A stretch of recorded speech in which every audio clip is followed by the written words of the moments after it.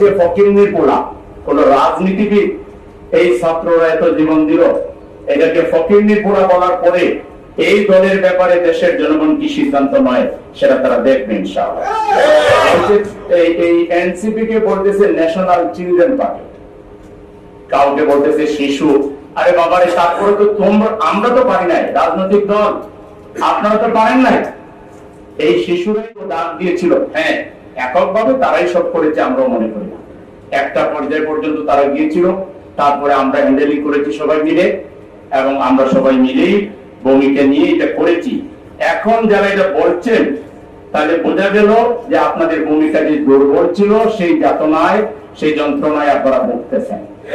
ভবিষ্যতেও আপনারা এটাকে থ্রেট মনে করতেছেন। এরা যদি একটু মোটামুটি অবস্থানে আসে, তাহলে তো আবার আমরা যাওয়ার সাথে সাথে তারা আবার আন্দোলন শুরু করবে, আন্দোলন হবে। এই জুলাই আন্দোলন আর থামবে না।